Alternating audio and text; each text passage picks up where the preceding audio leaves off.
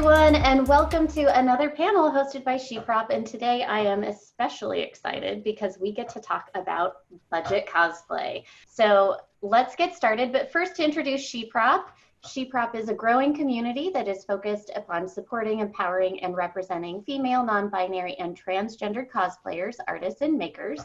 You can watch these panels on the SheProp YouTube channel or listen to them on the SheProp Talk podcast, available wherever you get your podcasts. And if you're interested in joining us over at the SheProp community, find us on Facebook, Instagram, and Twitter, and we would love to have you. So thank you for joining us. Now, to introduce our panelists, starting with me, I am Abby. You can also call me AbbyCat Cosplay. I'll be moderating today. I have been cosplaying for about 6 years. And I love budget cosplay because I like the upcycling aspect of it. And if you can find unique and different materials to use to make your cosplay, not only can you save money, but you can save resources. It's better for the environment to do it that way. And also I love shocking people with what kind of crazy materials went into making my cosplay. Hi, my name is Lindsay, otherwise known as AnnieLee Cosplay. I've been cosplaying hardcore since summer 2017, and the reason I love budget cosplay is because not only am I a broke college kid and it's out of necessity, but also I find that budget cosplay gives you an opportunity to be even more creative than ever. It's a new challenge to make something out of nothing. Hi, my name's Kyrene, also known as Kestrelle Cosplay. I've been cosplaying for 8 years. I love budget cosplay because I like to do a lot of costumes. I have a huge list of cosplans that I want to make, and that all adds up over time. So the more things that you can do on a budget with recycled materials or from thrifting, the more cosplays you're able to get through. I also love talking to cosplayers and seeing what unique materials they used and the story of how they found them. Hi, my name is Hannah, also known as Miss.Tyo. I've been cosplaying for about 4 years, and I love budget cosplays. One, because I've been sewing for a very long time, and I have been gifted many materials from friends and family members over all the years. And I also love upcycling and using my local reuse store and thrifting to make really fun costumes. Hi, my name's Ilana. I'm Luminata Cosplay. I have been cosplaying since 2004, and that'll date me, but one of the reasons I really like budget cosplay is because I started when I was in the 9th grade, and it was just kind of, everything was shoestring. As I got older, I'm like, why spend the money when I can upcycle things and kind of feel good about it, and it feels like a challenge, so it's a lot of fun doing it. All right, so let's jump right in. Hannah, you mentioned that you have been gifted a lot of fabric. I have been gifted a lot of fabric. I've been sewing since I was 10. I've got bins and bins of it. But stashes don't start overnight. So if you want to save money by sewing from your stash, you have to start with a stash. And how do you go about getting a stash?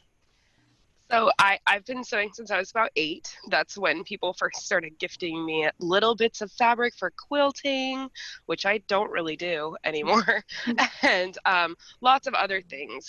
You know, as my friends' grandparents have passed and their grandmothers with these wonderful giant stashes have gifted me some beautiful things, I've had to figure out what really matters to me, what I'm really gonna be using, and what has purpose in the future.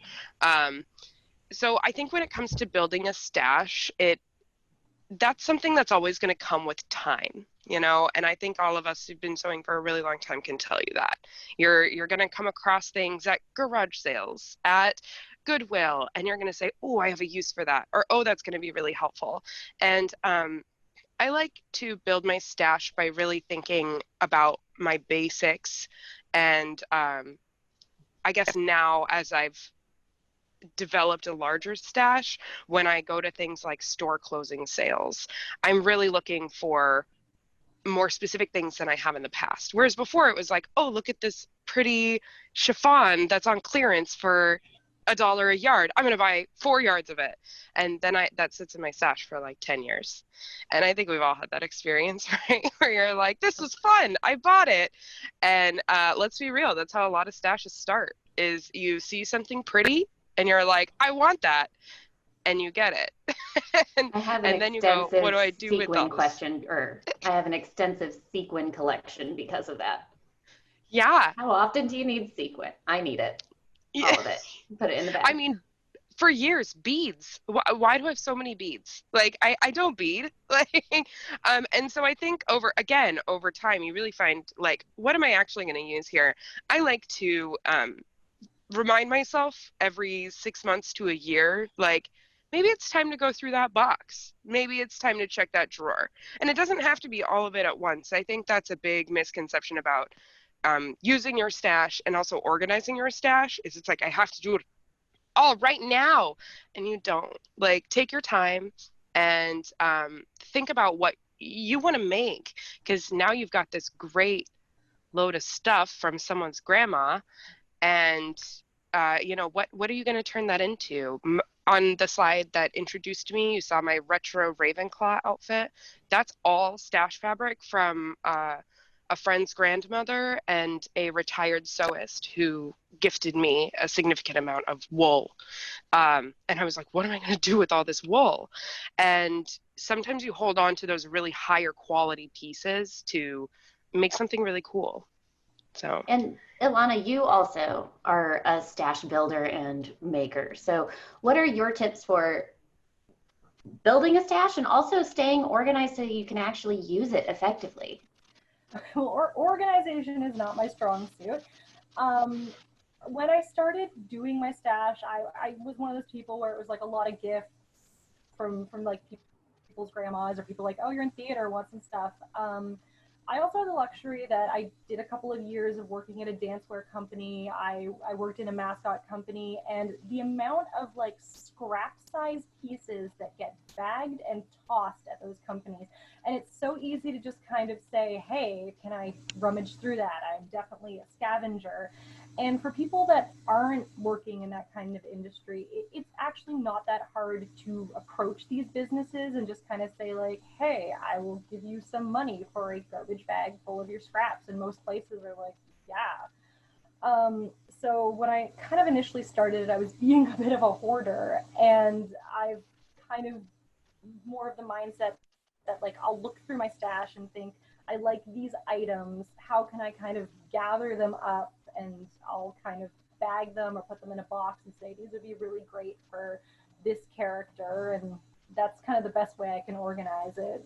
Do any of you have a personal guideline on what you keep and you're like, okay, this is a scrap, I've used it, save all the scraps, or what do you toss? I save anything metallic, even if it's small. I save anything leather, and I save anything fur or faux fur, because oftentimes you can make a cuff, you can put a detail, so the smaller pieces make sense for those things. My go-to tends to be, is it the size of a hand? If it's smaller than a hand, unless I know I'm like, I do a lot of like really small flowers using like cutouts of scraps. So if I know I'm planning something that will be requiring very small scraps, then I don't adhere to that rule. But if it's kind of general offcuts of something that I've already used, if it's not enough to do much with, I force myself to throw it out, because otherwise I would be like buried in my scraps. Yeah. I have a general rule that if it's less than 3/4 of a yard, I try to let that stuff go now. And it's not a specialty material like a leather or a faux fur or so on. But if it's less than a yard, I'm like, well, I can't make a vest out of it, so why? You know, and so I've started to do that, and I really utilize thread cycling programs in my area when I can. And yeah, I also work in the industry, and we have a scrap bin, a very large scrap bin. It is really hard for me to not take things out of that scrap bin, but because sometimes it's like, oh my God, this trim is so amazing. And even for stuff like trims, anything less than a yard at this point, I'm trying to eliminate that from my current stash. So much. Well, and we all have very established stashes. So if you don't, maybe less than a yard is something you do want to keep, because it can go across the top of a bodice, or it can go across the top of a handbag, or, you know, when you're still starting, be less picky. Yeah, When you're definitely. established, you can tell that person who's like, my grandma just passed you on her fabric. You can say, well, what kind of fabric? But also stashing or building from your stash is not limited to people who sew. Lindsay, I know you do a lot of more armor and prop type work. What kind of stash do you have for that? Oh, I am a clearance fiend, so I have a lot of anything Warbler, foam, floor mats. I'm one of those people that I tend to go to Five Below, and if I see those EVA foam mats, I just buy them. But for me, what I go with in terms of keeping versus getting rid of is I think, what can I make with this? And I look at the cosplays I've planned for this year, next year, and if I can't do anything with it, I either find someone else who wants it so it doesn't go to waste, or if I have to, I throw it out. But I try very hard to keep a clean stash, which is the best way to describe it. That is a good way of describing it. Like, if we're all scavengers and we're all hoarders, and sometimes you look into your stash and you're like, what is this? Why did I save this? This is stupid. It's bad. But apart from making from your stash, we also find ways to make from unconventional materials when we are cosplaying on a budget, because it's not always 3D printing and molding and Warbler and these kind of high dollar amount things that people are doing these days. Sometimes it's dollar store and Goodwill. So, Kyrene, I know you also, or I know part of your cosplay is thinking outside the box for the materials that you use and source. So, what are your favorite places, or where are your favorite places to go to get budget supplies and things to build cosplays with? I definitely get a lot of my supplies from wholesale suppliers online where I can get bulk materials because it's pretty much always cheaper than buying things individually at Joann's. That could be rhinestones, sewing needles, or just anything small that you need a large amount of. I also like kind of repurposing materials for a different thing than they were made for. My favorite out of the box material to use is hot glue. I was really inspired by the hot glue hashtag on Instagram and how many people were freehand sculpting with it. People may put raised details on foam with it, and you even can use the high temperature hot glue for casting if you don't want to spend a lot of money for resin. And I also use unconventional casting supplies because silicone that you can pour and mold is extremely expensive, but liquid latex you can buy just at Halloween for a few dollars. It's pretty difficult to get the casting out of the mold when you use liquid latex, but it does work eventually. And also, if you can't afford a mold making silicone, you can use a silicone caulk from Walmart that costs about $5. That's a really great idea. I never thought of doing that. And silicone caulk, you can get it anywhere, hardware stores. And Linz, I know you also use a lot of unconventional materials. I loved the laundry list of random things you used to make, was it a Bowser from your introduction slide?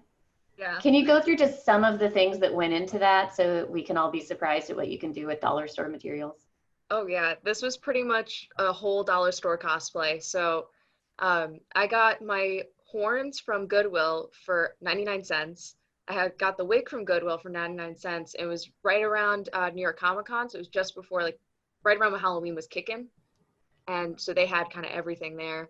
But then I had a black bikini already, so I decided to use that as my base.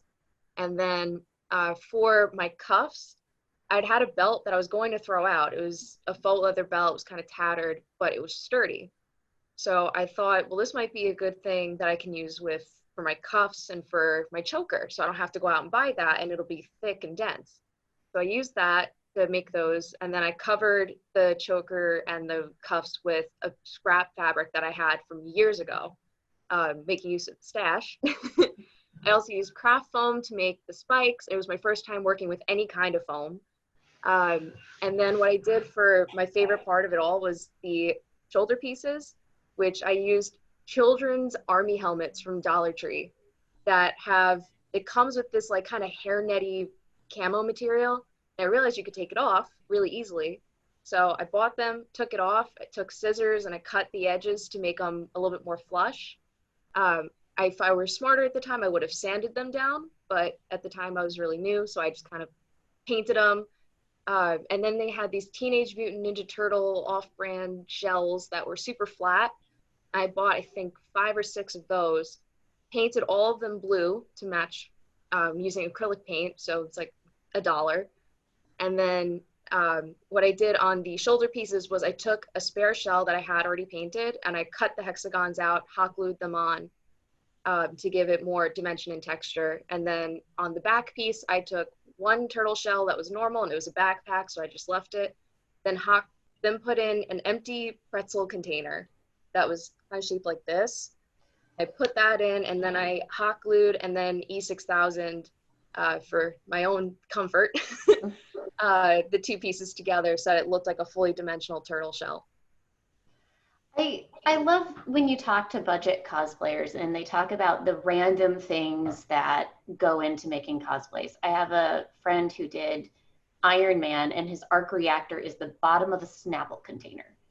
Because if you look at the plastic ones, it's got all this texture on it. He just cut that off, stuck it on with some blue lights underneath it, arc reactor. And they look good. They look really good. And people don't think outside of that box when they have all the money to spend because they don't have to.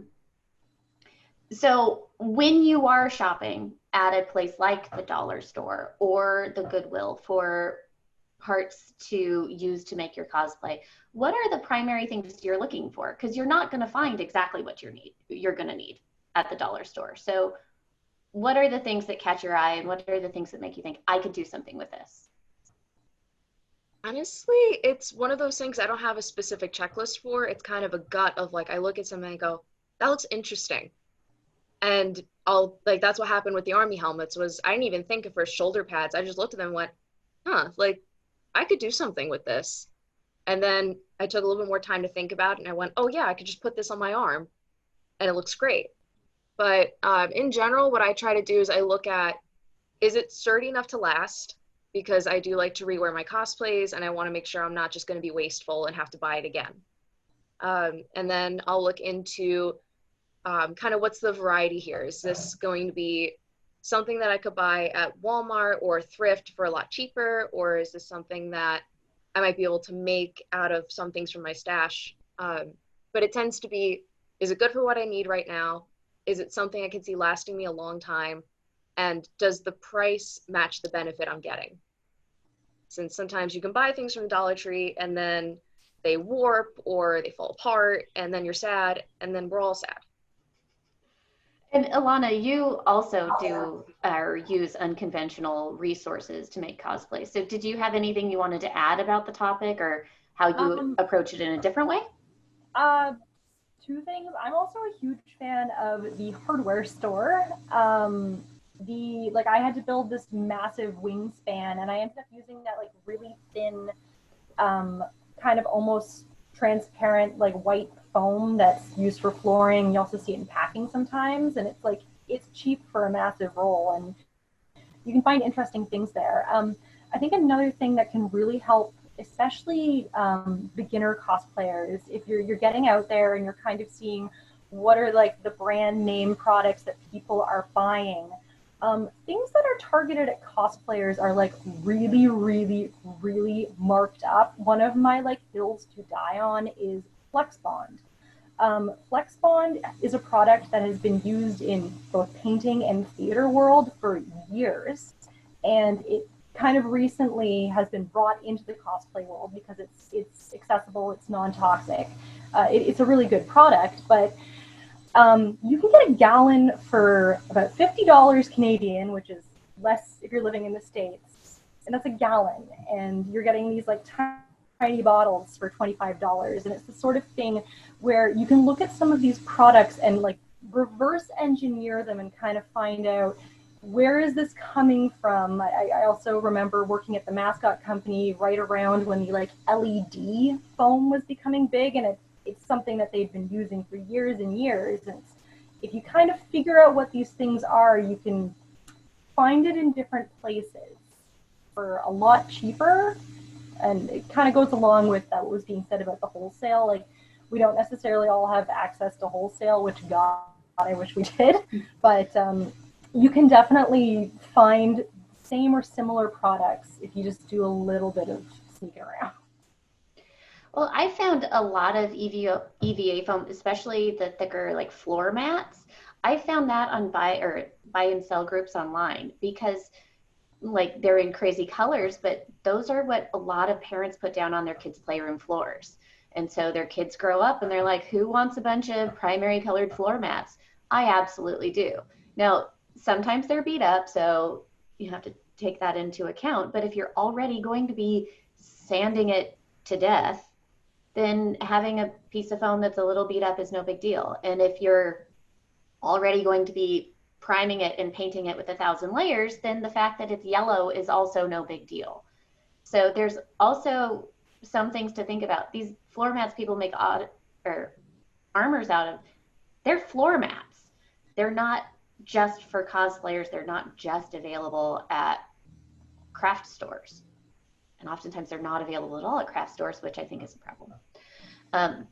But in looking at things like going to the dollar store or hardware stores and places to find ways to save, are there any things that you think it's not worth it to save, spend the money, you need to just open your wallet for this? And Hannah, did you have something to add about that? I have a couple. One that I always recommend is boning. If you're going to be making any kind of corsetry or any structural pieces with metal bones, which is what I recommend, metal or spiral steel or solid, not plastic, I do not recommend reusing them. That's not to say I haven't, because I have, but I do think that if you are going to be making a foundational garment, you should utilize new metal bones because they are going to shape to your body better. It's a safer choice. And again, like I said, like I've been in that situation where I've pulled a bunch of bones out of an old corset, or I've used a busk out of an old corset. Busks are like $30. I'm going to reuse that thing as long as I can. But I do think that there are certain things that get bent out of shape that you should buy new. I recommend buying any kind of interfacing. I think should be new. You can buy it at a thrift store new. A lot of the times it's still in its package, but like you can't reuse it once it's been glued to something. So like it's now no longer useful. Needles should always be new. Pins should always be new. That's just for the sake of your project. But there's not a lot of stuff I use new. I like new scissors, but you can also sharpen them. So thread, you should use new thread, like the old stash thread that you find in some ancient sewing kit. It's gonna fall apart. Don't use it. It's gonna snap. It's not gonna hold. And so thread should always be new. Yeah, there's a lot of little stuff that should be new, and thread is one of those things. You'll be sad if you use vintage thread on a corset. You're going to be super bummed when you go to lace it up and all your thread breaks. And it's bad for your machines. Don't do that to your machine. And the vintage stuff, it's oftentimes cotton. It's straight cotton. And current threads are a cotton poly blend usually, which means it's a lot stronger. So not only are you going with something old, but you're going with something that's natural fiber. It's just going to fall apart. Kyrene, did you have anything about, or any advice about where to spend the money? I would say definitely body paint. There's a lot of really great budget body paints out there that you can use, but I've seen people talk a lot about using dyes or using acrylic paints on their skin to save some money, and that's a huge safety issue because there's so many toxic pigments that go into them. You really want to be getting something that's made for your skin. I know like some good budget brands are Mayron Paradise, which is about $12, and you can paint your entire body with one cake of it. Snazaroo is around the same price, but it's a lot of times at stores like Michael's where you can get a 40% off coupon. And it's honestly not that much more money than using acrylic paint. I'd say the only downside to the really budget body paints are that they are not waterproof and you will not be able to wear them outside in the rain. I once used acrylic as lipstick. Yeah, it's bad. The color was perfect. It looked so good. See, how dare you? I think at some point we've all put something on our skins that we shouldn't have for cosplay. Oh, I have one other thing. Don't ever use secondhand respiratory devices for safety. Always, 100%, always use new respirator cartridges. Always, because that is not something that should ever be utilized secondhand.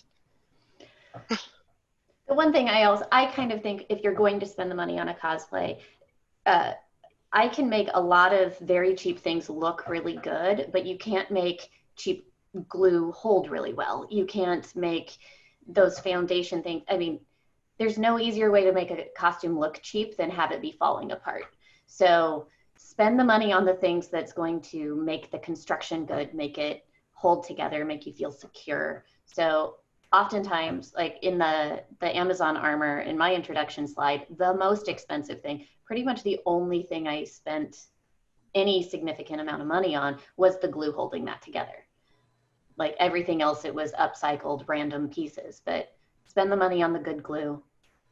Like what Hannah was saying about the good foundations, the boning, things like that. And Ilana, did you have something to add about like keeping in mind everything about where you should spend the money? Is there something about where go ahead and pinch every penny you have, nobody's going to notice? Yeah, one quick thing I will add, shoes. I also spend money on shoes.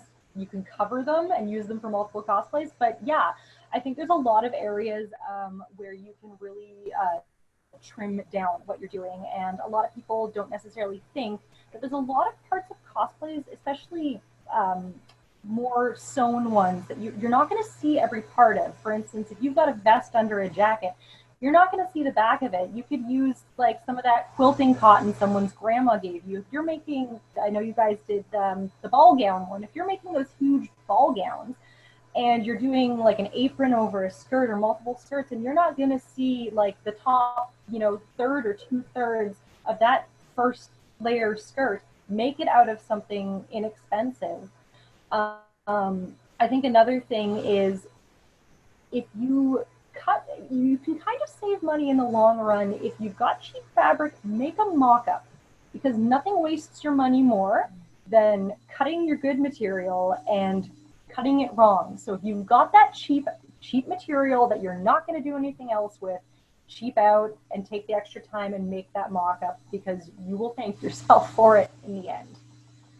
I reuse my mock-up fabric too. I don't know if anybody else does it. If I'm making a shirt that's got lousy sleeves, I save that sleeve. And the next time something comes around and it's a more tapered sleeve, well, guess what? Just trim it down. There you go. I've used circle skirt mock-ups to make cape mock-ups. I've used, I actually just upgraded from a full-size bed to a queen-size bed, and those sheets are becoming mock-up fabric. I mean, that's the kind of thing where it's like, I can donate this, or I could use it to make a mock-up of a dress. Those are other great ways to save your money and pinch your pennies, in addition to your Joann's coupons, your Michael's coupons, waiting for a Labor Day sale, waiting for, the deals, unfortunately in my area, waiting for the stores to all close, and then you go snatch up all the stuff. So, yeah. One thing that I do also is when I go to find materials, I do a lot of upcycling, so I go to the Goodwill and the Goodwill bins a lot. I save absolutely everything from that item that I bought for materials. So if I bought an old purse for example, for leather. I save all the hardware. I cut it up and that all goes into a bag because at some point you're going to be like, I need some buckles. Well, I've got some buckles. If I'm breaking down something, everything gets saved. I've saved zippers. I mean, you don't want to use old used zippers for something that's going to hold a lot of weight, but if you don't need it to hold a lot of weight, then who cares? Just sew in an old zipper. So when you get these unconventional things, look outside the surface for what you can save and use and keep. It's another part of building your stash. Just be a magpie. So we've all been talking about unconventional materials and how to budget on where you buy and where to source fabrics, but we can also buy cosplay. You don't have to make it all. So has anybody had any success with buying ready-made cosplays from online stores or anything like that? Lindsay, it looks like you were nodding. Yeah, so I've gotten really good costumes from Goodwill. I got an entire Jean Grey costume, like full suit and everything. But then also, like, I've shopped at Mick Costumes. I've gone through buy and sell groups. There's a lot of different avenues you can get full costumes ready-made that might just need minor alterations, or if you want to swap out a piece. But I think that there's a lot of different ways that you can get full ready-made costumes, or something I like to do because I kind of want my costumes to stand out in a little, to stand out when you look at it, is instead of buying just this one costume, you know, fully every piece, I'll look and say, okay, I want to get this bodice from here, you know, from this buy and sell group, and then I'll get this shield from Ruby's, and then kind of compartmentalize each piece from different sources. And that way you can also save money, because instead of paying, you know, let's say $150 for an entire costume all put together, you can spend a little bit less and have pieces that you're more passionate about and that you feel better about. And Kyrene, what about you? I've been probably buying more cosplays this year than I ever have before, just because there's so much available right now. Of course, there's buy and sell groups where sometimes I've gotten really good deals in those when someone just wants it out of their closet as quickly as possible. And so they're going to sell it for a cheap price to the first person who wants it.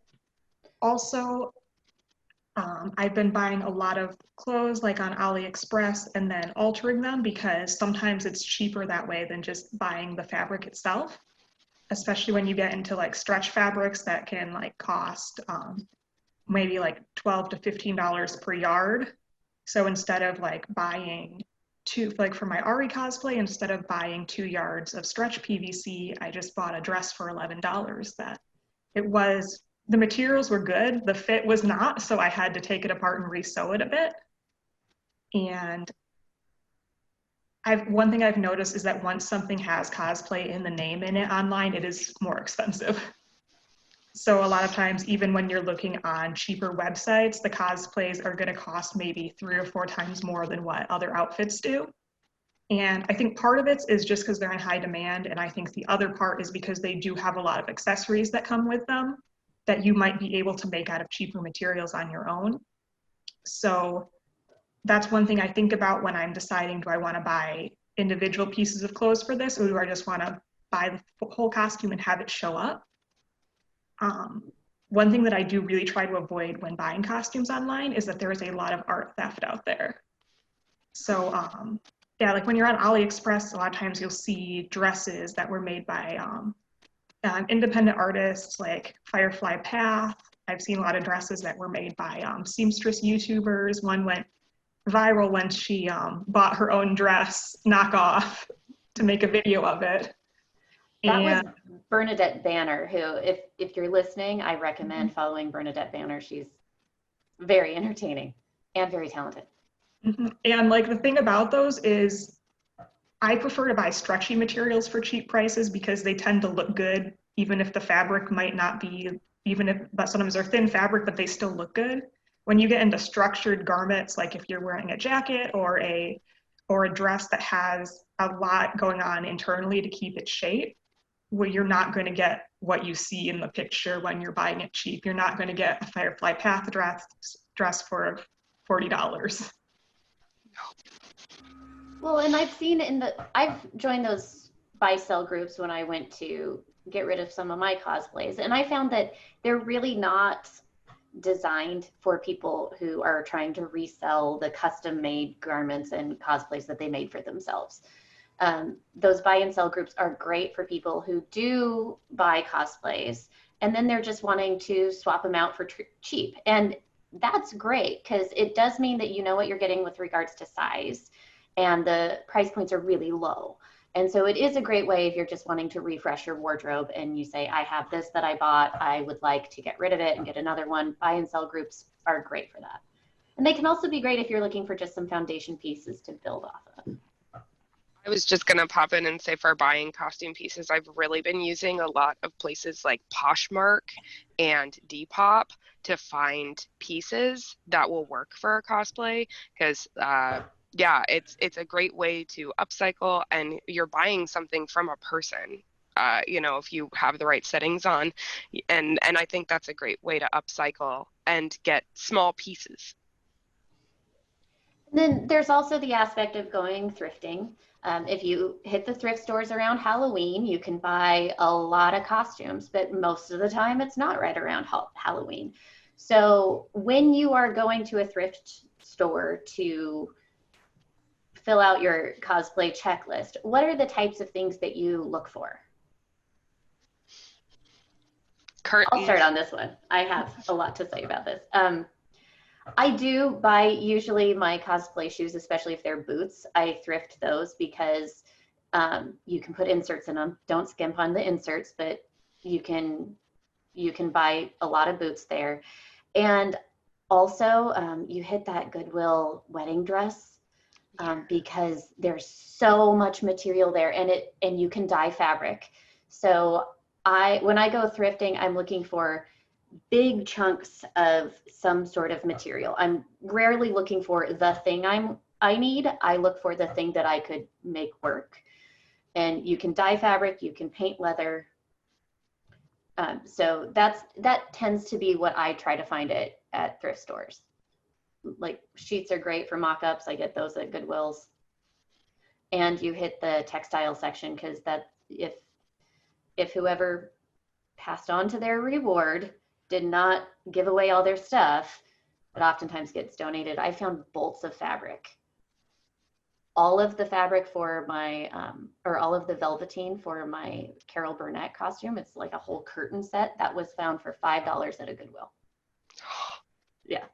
It was like 10 yards of velveteen. One of my all-time best finds is I found 6 matching gold curtains that were like 10 feet long, and my entire bell ball gown was made out of $36 worth of fabric from Goodwill. It was just in the curtain section. It's amazing. You're gonna sweat like the dickens because it's always polyester, but oh, yeah. But you can find some good stuff. Anybody else have some tips for what to look for when they're going thrifting?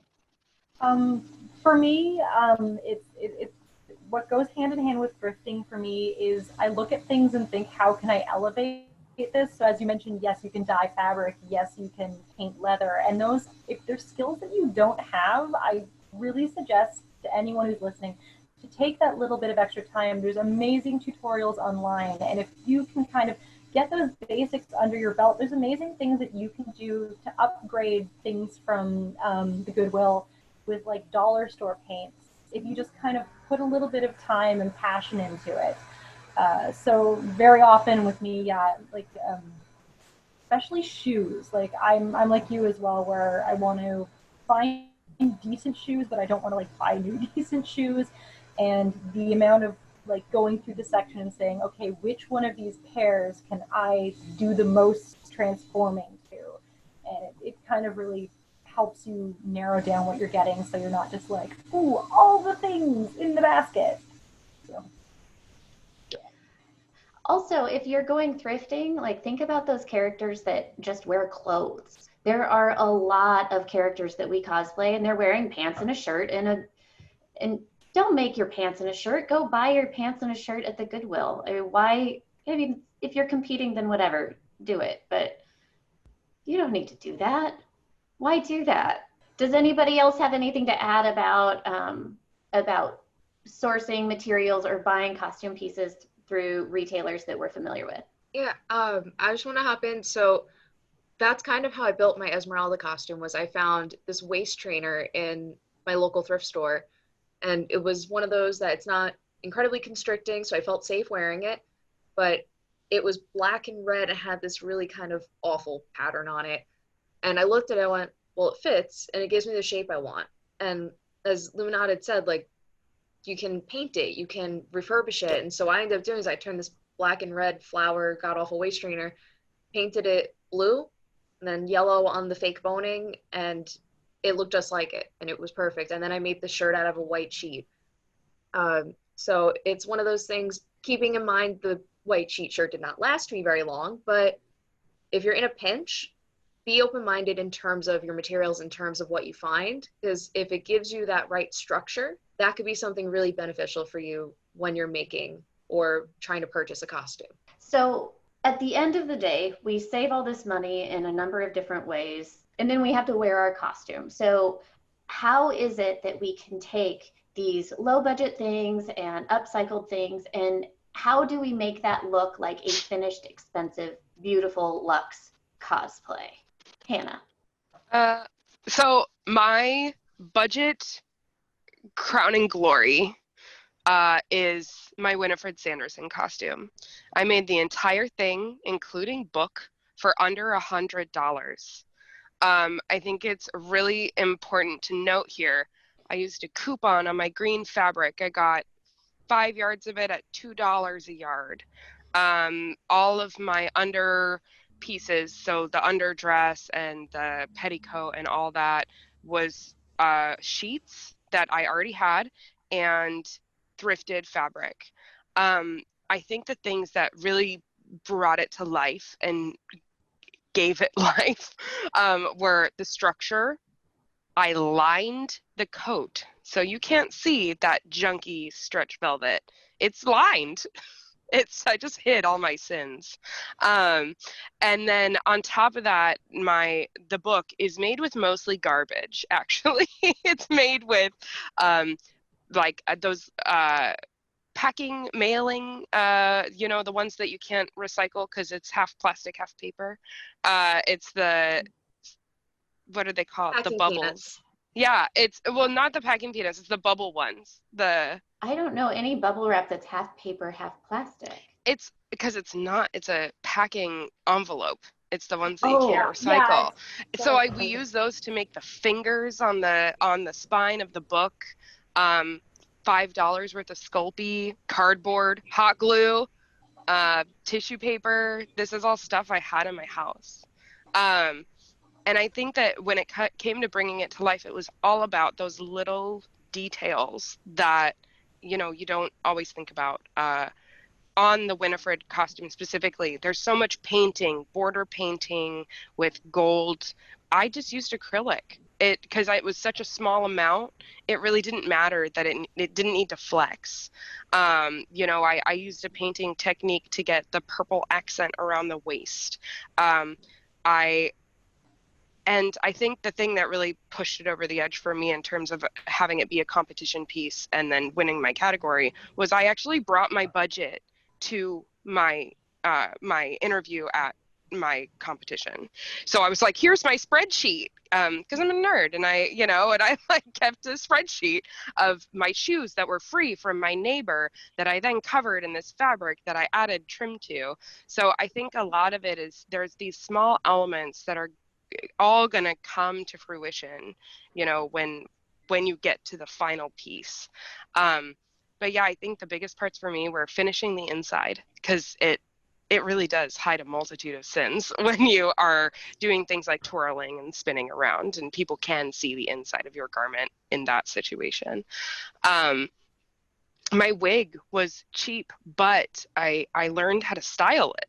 I really took the time to watch some videos on YouTube, and I was like, I didn't know how to wig style when I started, but this $25 Amazon wig did a great job. And I think that that's really how you can make pieces shine, again, is with that detail work, the painting, the trims, the closures, you know, it makes it all come together. My crowning glory for budget cosplay is my Wicked Witch of the West, my steampunk Wicked Witch of the West. And most of that was also made out of garbage. And so I made it out of a car bra I bought at the Goodwill bins. And in my town, there's a store that is a charity shop for art supplies. So you can buy like half empty tubes of paint or yarn that's in a big knot. You can buy all this stuff, and if you take the time to use it and give it kind of zhuzh it a little bit, you can have cheap materials. I bought a baggie full of coffee stirrers, and those became my broom tines that I painted. So like, it's trash, it's garbage. It was all meant for the dump heap. But if you take the time and make it well, you sew it so that it fits you nicely. You use proper construction techniques. You line it. If you're going to paint it well, prime it, make sure it's good and covered. That good construction is what can make really old garbage materials look fancy and expensive and just lovely. I actually love my witch. I love my broom. Everything I on love that your broom witch. everything on that broom was made from the scrap store, so it's all just trash. And again, I competed with that one too. It did really well. You don't have to spend a lot of money to be a competition cosplayer. Yeah, I mean, even with Winnie, like, I had no expectations going into that, and now being able to say that was $100, that's it.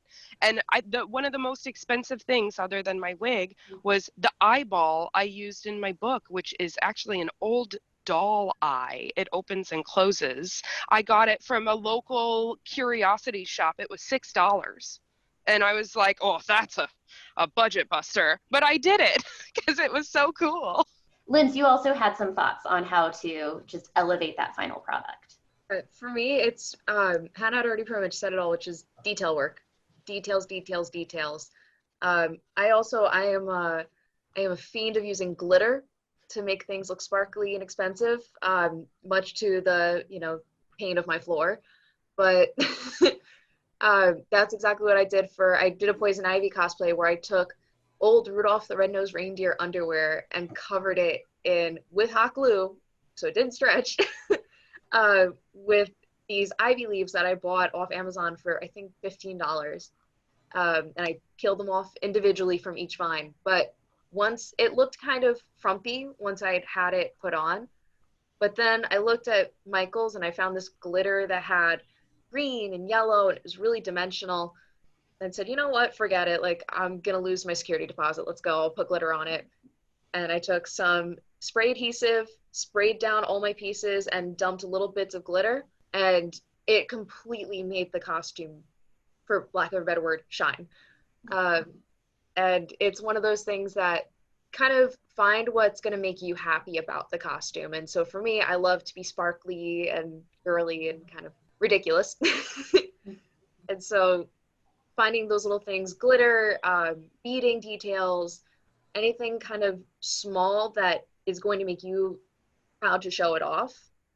And especially if you're going into a competition, if you can say, hey, look at this small thing I did and it's really making the costume so much better.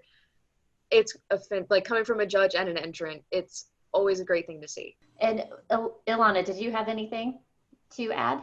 I just called on you. You didn't say you would on this topic, but I'm just calling on you anyway. I mean, it's been said over and over again, details is like misdirection in magic. And I think to kind of open that up, the budget one that I am most proud of is I did an original design inspired by Majora's Mask. And that was a $0 budget because I'm a horrible hoarder and had all the stuff I needed to use to make it.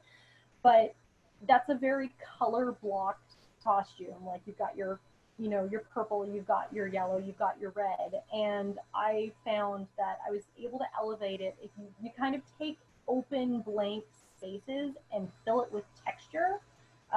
So a lot of the areas that I had, they got beads or they got little handmade flowers. And it's just kind of, if you kind of have that blank sheet staring at you that you're making a dress out of, it will announce itself as a sheet.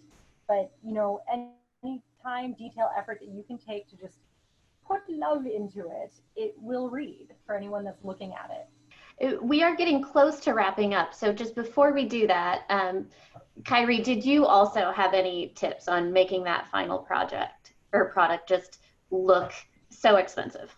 I think that something that can really elevate any cosplay, no matter how budget it was, is having not necessarily an expensive wig, but a good wig. And having it properly styled for the hairstyle that that character has. You can get pretty cheap lace fronts on Amazon for $30, and that can be good at just blending in your hairline and elevating that cosplay. Obviously, if you are able to, if you don't need that hairline, you can use a hard front wig and people won't be able to even tell if it has bangs. But having a wig that you've styled, or possibly like, I know people who put the really shiny wigs in fabric softener and then wash them, and also put dry shampoo over them to make them less shiny. So there's ways that you can make your wig look good on a budget.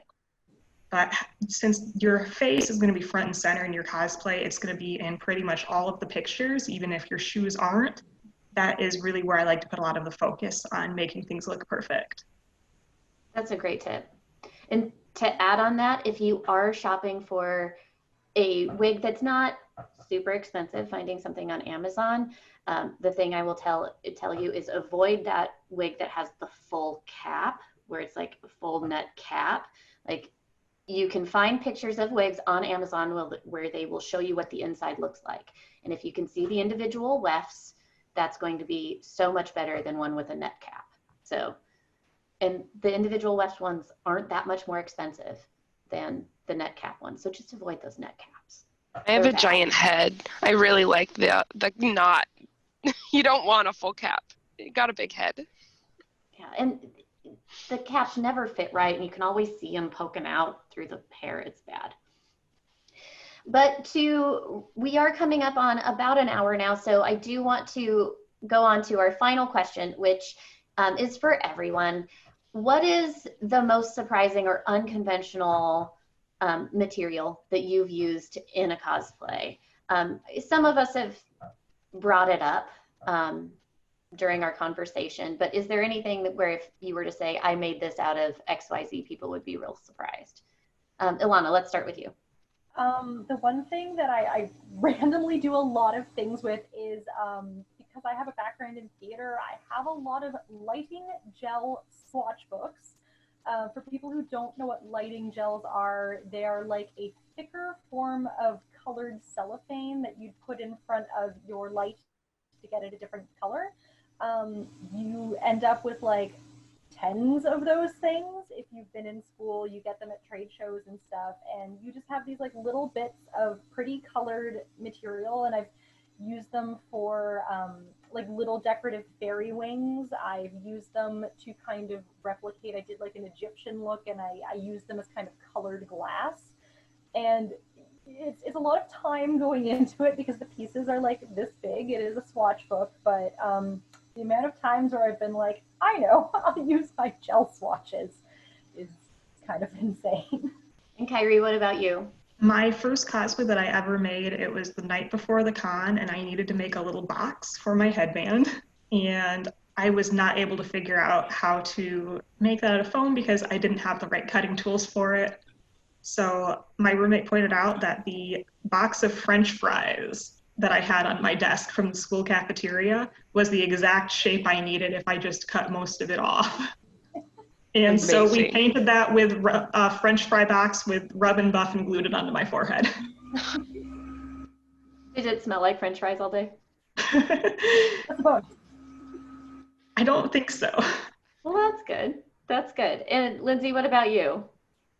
So besides the children's army helmets, which I think is my crowning achievement in my life, I also made a Ridley headpiece. And what I was doing was I was trying to already make a piece for my head. And so I made a duct tape mold of my head, I guess is the way to put it. So I used that, a Walmart bag, a broken hanger that I had unfortunately stepped on, to get the exact kind of shape like this. I put the plastic bag over it, hot glued, and then took some scrap purple costume satin, hot glued that, and then added detailing with little scraps of yellow fabric I had. But I love when people see the top and then I show them the inside and they just see a Walmart plastic bag, duct tape, and a broken hanger. And Hannah, what about you? My favorite unconventional material I've used is my rose quartz shield is made out of a squirrel baffle, which is a round dome that you use to deter squirrels from eating out of your bird feeders. It worked great. I wanted a clear shield, and a squirrel baffle fit the bill. I think my car bra witch jacket is a big one for me, but I did have to make handheld flames for my Olive from Miss Peregrine's School for Peculiar Children. And all of the tutorials said, get clear warbler and then you can dye it and you can make flames. And that stuff is so expensive. So instead, I went to the Office Depot and got red, yellow, and orange file folders for $1/4 a piece. And you can heat up those and stretch those as well. So I put a little tea light on the inside and I was like, flames, 75 cents. And so that was another one that worked really well. It doesn't read that well in person, but the pictures, you add a little filter on it, it looks great. So thank you all so much for joining me today for our budget cosplay panel.